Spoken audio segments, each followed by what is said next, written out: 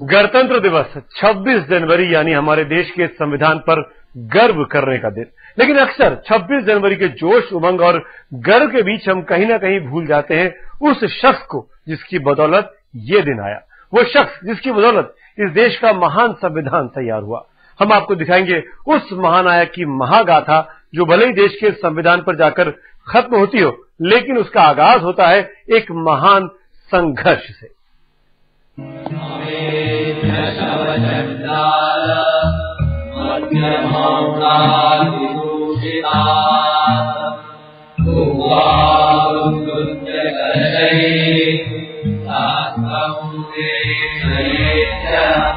हम लोग कोई अमर नहीं हो जाएंगे पानी पीने से उस तालाब का, लेकिन हमारा ये कदम साबित करेगा कि हम लोग भी इंसान हैं।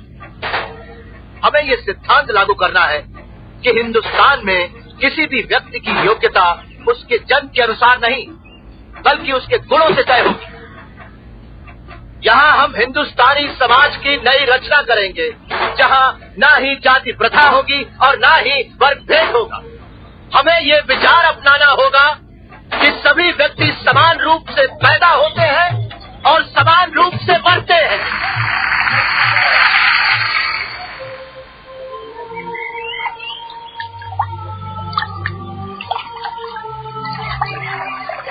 साल 1947, महाड़ का चावदार तालाब। हजारों हाथों तालाब का चुल्लू भर पानी घूंट बनकर गले के नीचे उतर रहा। लेकिन ये सब प्यास बुझाने के लिए नहीं था। सदियों तक जिन्होंने भेदभाव का कड़वा घूंट पिया था, वो लोग आज इस पानी के एक घूंट से हर कसैले स्वाद को मिटा रहे थे। उस रोज ये चावदार तालाब सचमुच लोगों के लिए गंगा से भी ज्यादा पवित्र हो गया था, जिन्हें अब तक सिर्फ तिरस्कार मिला था। और इस गंगा को महाड़ की धरती पर लाने वाला भगीरथ था डॉक्टर भीमराव बाबा साहेब अम्बेडकर।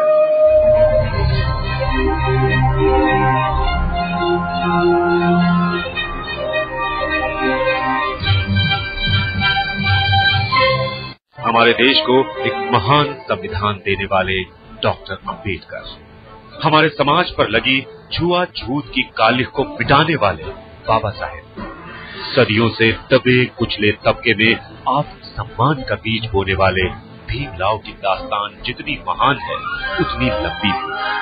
लेकिन इस दास्तान का सबसे अहम पड़ाव है चावदार तालाब।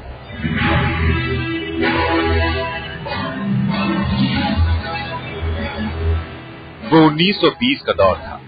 छुआछूत और भेदभाव पूरे चरम पर था, और ऐसी ही एक मिसाल थी ये महाड़ का चावदार तालाब।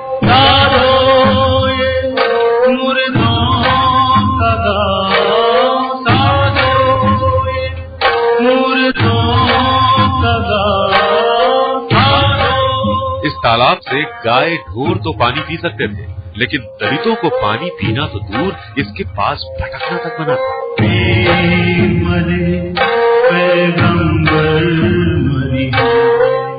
उस पर पानी लेने का अधिकार जो कानून से मिला था, लेकिन जिस पर अमल नहीं होता था, वो उन्होंने अमल करवाया।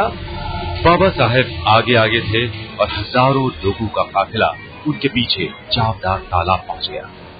इसके बाद वो हुआ जो इससे पहले हिंदुस्तान के इतिहास में कभी नहीं हुआ था। पहली बार दबे कुचलों और पीड़ितों ने अपना हक दर्ज कर दिया था।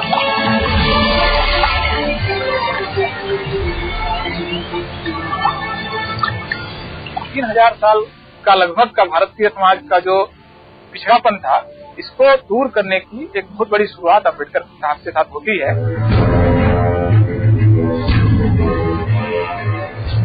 तालाब का पानी पीना तो एक शुरुआत भर थी।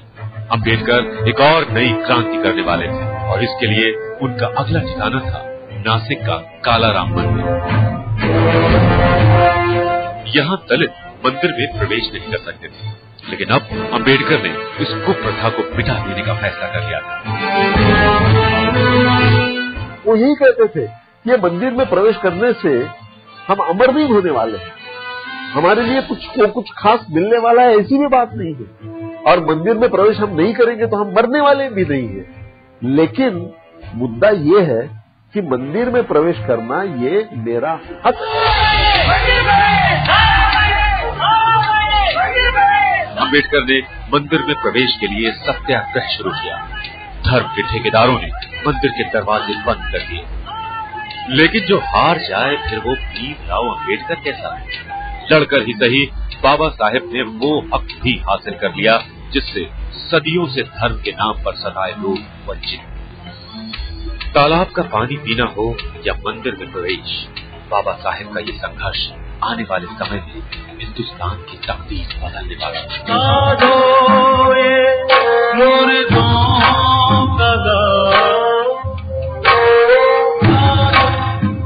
सवाल कई हैं कि आखिर क्यों बाबा साहेब अचानक उठ खड़े हुए सदियों से हो रहे अन्याय के खिलाफ, और इसका जवाब है उनका बचपन। वो बचपन जिसपे हर कदम पर भीम को महसूस हुआ कि दुनिया उसे उसके गुणों से नहीं बल्कि उसके जन्म से तौलती है, और इसी बचपन में भीम ने खाई इस समाज को बदल डालने की कसम। एक दिन एक छोटा सा बच्चा नदी किनारे बाल कटवाने के लिए गया, लेकिन बाल काटने वाले ने उसे मना कर दिया। वो भैंस के बाल तो काट सकता था, लेकिन उसके नहीं। यही था छोटे भीमा की जिंदगी का पहला सबक। लेकिन ये तो बस शुरुआत थी। कबीर कहे ये जग अंधा, कबीर कहे ये जग अंधा। वो तारीख थी 14 अप्रैल 1891। मध्य प्रदेश के इंदौर शहर के करीब महू में हुआ भीमा का जन्म। उसके पिता रामजी सकपाल ब्रिटिश फौज में सूबेदार मेजर थे, लिहाजा उन्होंने अपने बच्चों खासकर छोटे भीमा की शिक्षा पर खास जोर दिया। लेकिन जिस समाज में इंसान की परख उसके गुण से नहीं बल्कि उसकी जाति से होती हो, वहाँ भीमा के लिए शिक्षा हासिल करना बेहद मुश्किल था। उनके बाल्यकाल की बात है कि एक बार बैलगाड़ी से जा रहे थे किसी डेस्टिनेशन के ऊपर, और बैलगाड़ी वाले को पता लग गया कि दलित, उसने उतार दिया। तो स्कूल में भी जैसे कि उनको पीछे बैठना पड़ता था, नल की टोटी कोई और खोलता था तब पानी पीते थे। भीमा को कई बार क्लास से बाहर बैठकर पढ़ना पड़ता, कई बार प्यासा रहना पड़ता, यहाँ तक कि उन्हें संस्कृत भी नहीं लेने दी गई, क्योंकि कोई शिक्षक उन्हें देवताओं की भाषा कैसे सिखा सकता था। लेकिन सब ऐसे नहीं थे। भीमा के एक ब्राह्मण शिक्षक महादेव अम्बेडकर उन्हें हमेशा आगे बढ़ने की प्रेरणा देते, यहाँ तक कि एक दिन उन्होंने भीमराव के नाम के आगे सकपाल हटाकर अपना सरनेम अम्बेडकर दे दिया, और यहीं से भीमा का नाम पड़ा भीमराव अम्बेडकर। 1907 में मैट्रिक की परीक्षा पास करने के बाद भीमराव ने मुंबई के एल्फिंस्टोन कॉलेज में दाखिला ले लिया। वो ऐसा करने वाले पहले दलित छात्र थे। 1912 में डिग्री पूरी करने के बाद अम्बेडकर के जीवन में सबसे अहम मोड़ आया। इस बार उनकी मदद के लिए आगे आए बड़ौदा के राजा सयाजीराव तृतीय। बड़ौदा नरेश उनकी मदद के लिए आ गए। फिर से प्योरिस्टर मास्टर जी उनको लेके बड़ौदा नरेश के पास गए, क्योंकि बड़ौदा नरेश ने तब टाउन हॉल में भाषण दिया था। उसने कहा था कि मुझे कोई अछूत लड़का मिल जाएगा, लड़का लड़की मिल जाएगी, लड़का विशेष रूप से जो कि होनहार हो, तो उसको मैं प्रदेश भेजने के लिए तैयार हूँ। 1913 तक आते आते भीमराव ने बड़ौदा रियासत की स्कॉलरशिप पर अमेरिका की कोलंबिया यूनिवर्सिटी में दाखिला ले लिया। भीमराव के लिए यही पढ़ाई अब उनका सबसे बड़ा हथियार बनने वाली थी। बाबा साहब ने संविधान तो इस देश को दे दिया, लेकिन एक नई क्रांति लाने के पहले ही उन्हें रोक दिया गया, और इसके बाद शुरू हुई एक ऐसी लड़ाई जिसने पूरे हिंदुस्तान की सोच को हिला कर रख दिया। बाबा साहेब की सेहत गिरती जा रही थी। वो अब राजनीति से ज्यादा भेदभाव, छुआछूत और शोषण को ही जड़ से उखाड़ फेंकने का नया ताना बाना बुन रहे थे, और इसके लिए उन्होंने चुना एक बहुत क्रांतिकारी रास्ता, धर्म परिवर्तन का रास्ता। हिंदू धर्म की सीमाओं से उनका जब मोह भंग होता है तो वो बाकी धर्मों का अध्ययन करते हैं।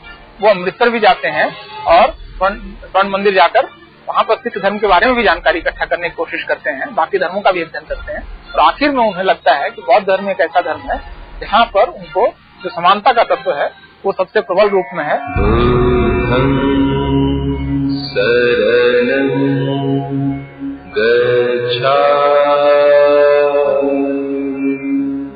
आखिरकार 14 अक्टूबर 1956 का वो दिन भी आ गया जब बाबा साहेब ने बौद्ध धर्म को स्वीकार कर लिया। उनके साथ पूरे 5 लाख लोगों ने बौद्ध धर्म को ग्रहण किया। पूरे देश में बाबा साहेब के इस कदम से खलबली मच गई। लेकिन ये सिर्फ धर्म परिवर्तन नहीं था, बल्कि ऊंच नीच को खत्म करने के लिए उठाया गया एक कठोर कदम था।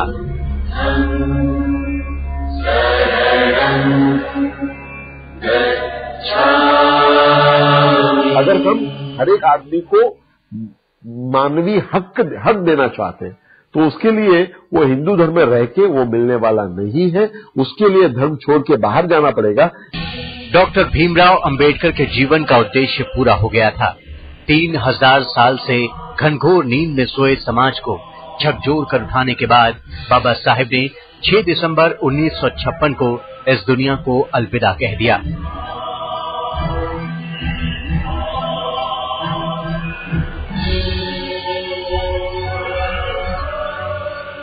उनके अंतिम संस्कार में लोगों की भीड़ मुंबई की सड़कों पर उमड़ आई। पूरे बौद्ध रीति रिवाज से उनका अंतिम संस्कार किया गया और उनकी चिता को साक्षी मानकर 10 लाख नए लोगों ने बौद्ध धर्म को स्वीकार किया।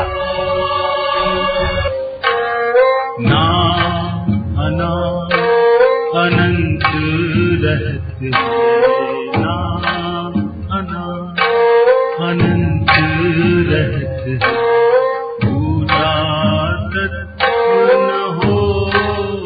सदियों की गुलामी के बाद हिंदुस्तान आजाद तो हो गया, लेकिन आजादी को हमेशा कायम रखने के लिए संविधान तैयार करने की चुनौती अब सामने थी और इस चुनौती को स्वीकार किया बाबा साहेब अंबेडकर ने।